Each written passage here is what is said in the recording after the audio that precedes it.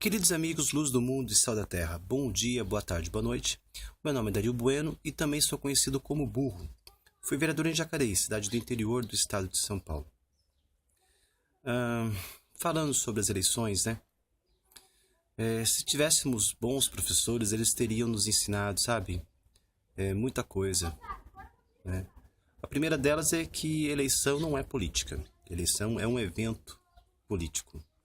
E um evento político semelhante à colheita, né?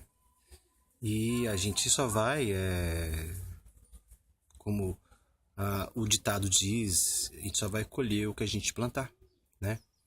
E às vezes a gente fica, né, de uma maneira ingênua, esperando uma maçã de um pé de abacaxi, e fica esperando uma uva do pé de limão, né? Assim, isso é muito complicado, porque isso é decepção, isso é frustração. Mas não porque nós não somos capazes de plantar e cultivar, é porque nós não somos orientados para isso, né? Se tivéssemos bons professores, nós entenderíamos que eles teriam nos ensinado que numa democracia o poder mais importante é o legislativo, né? E desse legislativo, né, nós temos a esfera municipal, a esfera estadual, a esfera federal. E na esfera federal nós temos duas câmaras, a Câmara Baixa e a Câmara Alta, né? E que na esfera federal, o mais importante representante desse legislativo é o Senado, né? E assim, basta coisas bem simples para a gente perceber essa importância. Todos os mandatos de todos os cargos públicos é um período de 4 anos. E o Senado é de 8. E todos os legislativos, né? Você tem o quê? Você tem a recomposição integral da Câmara. E o Senado não. O Senado, numa eleição, você recompõe 2/3 e numa outra eleição você recompõe 1/3. Essas diferenças, elas já seriam suficientes para a gente prestar mais atenção nessa instituição.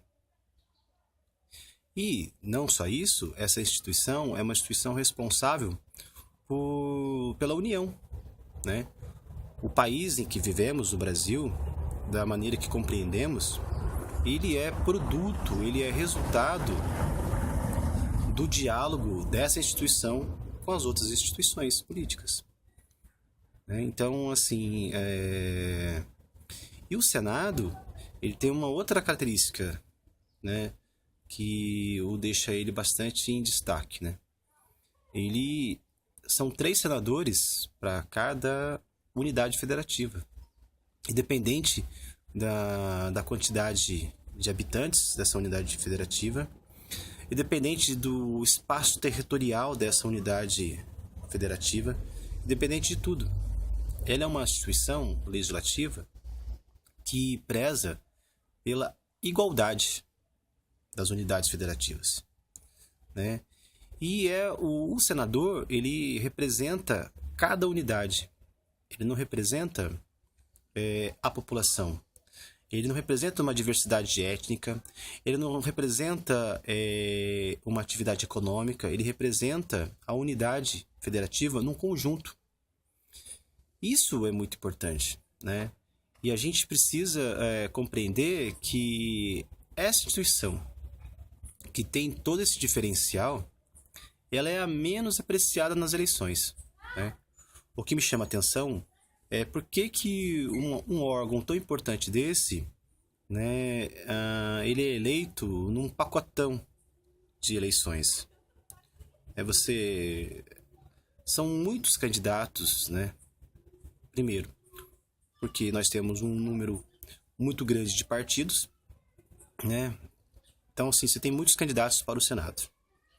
E dentro dessa grande diversidade, nós temos que nos preocupar com vários cargos públicos ao mesmo tempo. mesma ocasião eleitoral. Então, assim, a gente precisa entender que, diante de todas essas características que distinguem o Senado das outras instituições, o Senado ele é o diapasão político do Brasil, né? Nós, enquanto paulistas, né, a gente precisa também compreender que nós temos a maior dificuldade de eleger um senador, porque um senador, por São Paulo, ele exige milhões de votos, né? E aí existem outras unidades federativas que um senador é eleito com 300 mil votos. E os nossos senadores, eles acabam sendo eleitos por 11 milhões de votos, 15 milhões de votos. Então, assim, a gente precisa compreender, porque a gente também tem esse descompasso de colégios eleitorais, né? É uma desigualdade gigantesca. E nós, né, temos uma grande dificuldade de eleger nossos senadores, porque nossos senadores, eles, primeiro, né, pela Constituição, qualquer cargo público precisa, você só pode se candidatar sendo filiado a um partido político. E nós temos uma carência de legitimidade desses partidos políticos, porque eles são subsidiados com verba pública para defender e esclarecer as suas teses políticas, os seus programas de governo, e eles não o fazem, eles lesam a gente. Se existe uma semelhança entre política e futebol, né, nós, enquanto eleitores, nós ficamos na arquibancada, né, como espectadores, vendo eles no campo, né?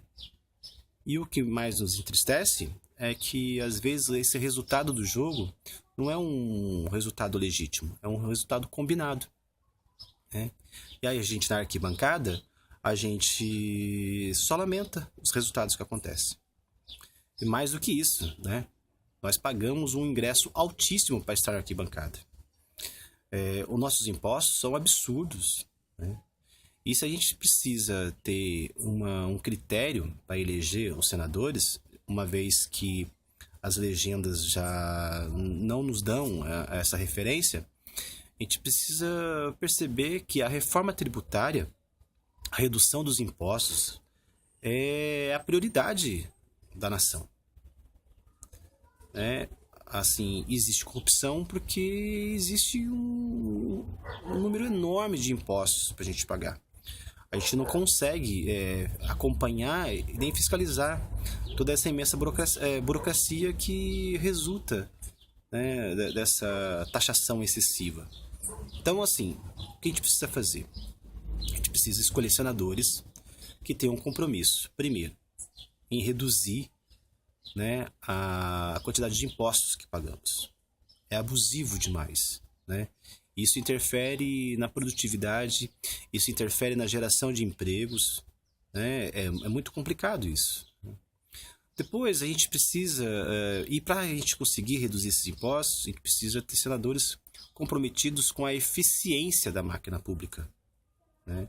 O governo, para cobrar menos impostos, ele precisa gastar menos, né? Evitar desperdícios, né? E fazer investimentos melhores. Então, assim, a gente precisa depois ter um compromisso de prestar atenção em quais senadores são fisiológicos ou não. Fisiológicos são aquelas pessoas que ficam negociando cargo público para se perpetuar no poder, entendeu? Então, assim, quanto maior número de cargos públicos, maior gasto, e que isso vai ter como consequência o aumento dos impostos. Então, a gente precisa ter esse parâmetro. A corrupção, ela não é simplesmente a pessoa abrir o cofre, né, durante a madrugada, mascarado e sair com dinheiro. A corrupção, ela começa na deterioração dos conceitos. Quando os partidos eles usam a verba pública e não tem o esclarecimento político, quando ele não convoca os seus filiados, quando ele não promove diretórios para fazer o debate, para escolher os seus candidatos, ele já está sendo corrupto, né? Porque já está tendo um vício de origem, né? Um vício inicial.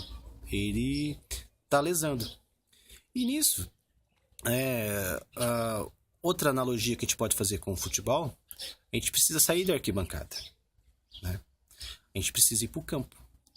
E nisso, né, como a gente não acompanhou as convenções partidárias, porque nos foi privado essa oportunidade, o que acontece? Nós vamos entrar em campo, né, no evento eleitoral no segundo tempo da prorrogação.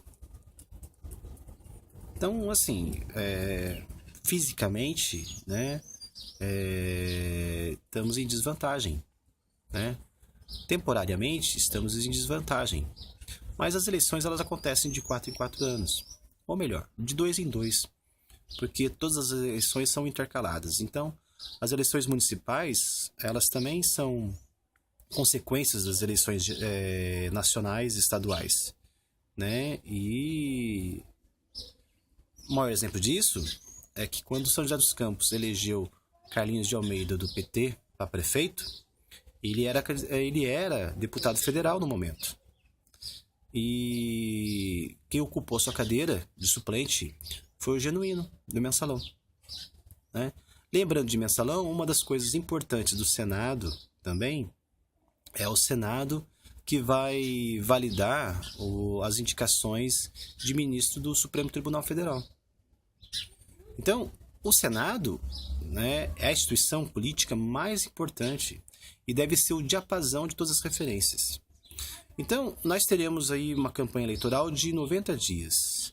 Comece a prestar atenção nos candidatos a senador, porque depois, para você definir os outros candidatos, vai ser menos complicado, né? Então, assim, você tendo uma boa referência para o Senado, você já vai estar dando uma grande contribuição para a nação, né? Caras Caeteia para todos vocês, e aí a gente continua conversando.